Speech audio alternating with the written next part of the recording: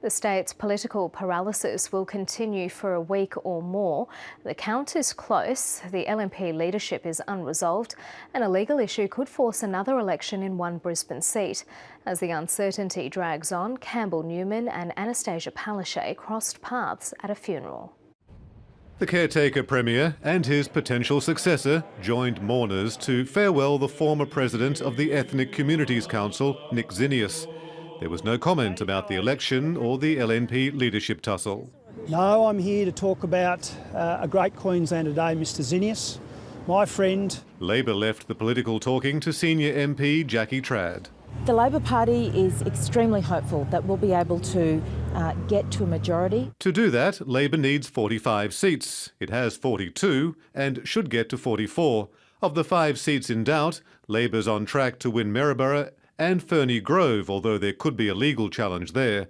The LNP should win Mount Omni and Lockyer, where Pauline Hanson's bid might fall just short. So the final result could hinge on Whitsunday, where the LNP and Labor are neck and neck.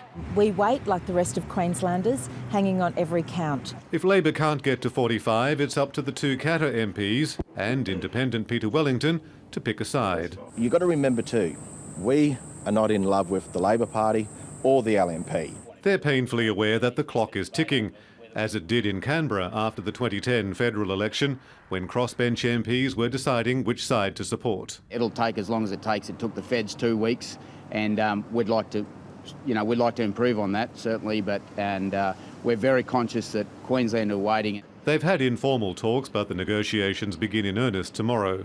Negotiating minority government could be more complicated than it seems. There's no love lost between the Katter MPs and the LNP, but on the other hand, the crossbenchers have some concerns about Labor's environmental policies, such as the ALP's intention to reintroduce vegetation management laws. There's a lot of things on the green agenda that Labor will be looking at will make it very hard for us.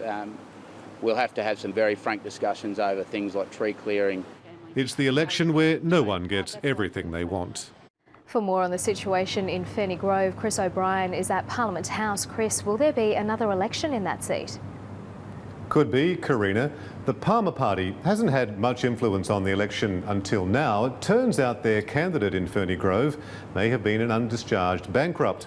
So the candidates and the Electoral Commission got together in Ferny Grove today to talk about getting Crown law advice. The bottom line, though, is that after the count, whenever that is, either party might challenge the result. The courts could order a whole new election in Ferny Grove.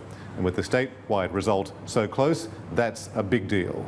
And what about Pauline Hanson in Lockyer, Chris? A couple of times today, Karina, she pulled ahead, but the LNP is ahead now and should hold on to that seat. But for a while, it did seem we might have a 4th member of the crossbenchers to get involved in these negotiations.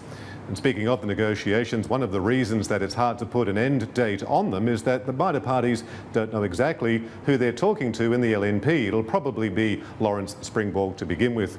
But with the count and the courts and the crossbenchers, it's a bit confusing, Karina. Chris O'Brien at State Parliament, thank you.